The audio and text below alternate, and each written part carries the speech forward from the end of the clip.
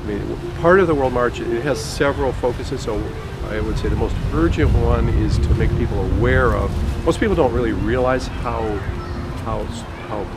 strong the threat of nuclear war is right now. Many countries have adopted these first-use policies, so everybody's sitting there with these hair triggers. That's one of the themes, but then it goes into nonviolence. So that covers many things. It covers economic nonviolence and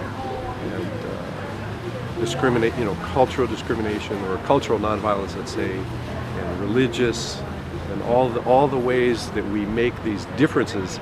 The path of the World March, it's really wonderful. It's going all around the whole world. It just got off to a great start October 2nd in New Zealand, and then it went up to the Philippines, and when in the Philippines they got 12,000 people together to form the largest human peace sign that's ever been made. So that was a nice thing to see that early on in the march, and then it's going on up through Southeast Asia, through the Philippines and Malaysia, places like that, and then South Asia, India, Bangladesh, Nepal, and then it's going kind of back a little bit east to Korea, Japan, and then China, and all across Russia and Europe, and then there'll also be marches through Africa, that kind of feeder marches. So it goes Europe, and we expect a lot of big things to happen in Europe because there's a lot more people there that know about it.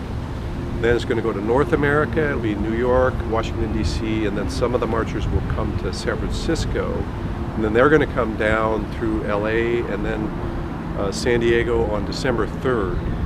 You have to go real fast to go 100,000 miles in 90 days, so it's just one day per city in most cases. So we're going to do an event at the border. We're going to rent a bus, like one of those double-decker buses, and kind of have a party and try to get people to convoy with us down to the border.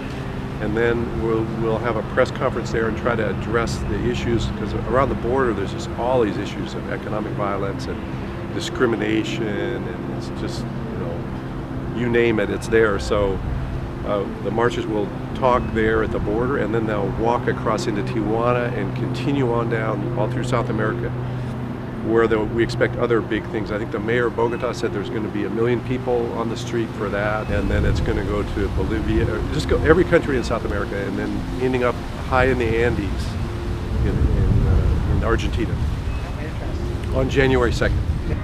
The idea is that it can be anywhere. So anywhere there's anybody who hears about it, who shares this, they say, we've got this unique little window here of 3 months where we can add our voices together. So thousands, millions of people and thousands of organizations have been working on these issues, many facets of peace and nonviolence, but they're doing it more or less alone. So this is a chance for everybody to chime in at the same time and try to have some resonance around the echoes around the world.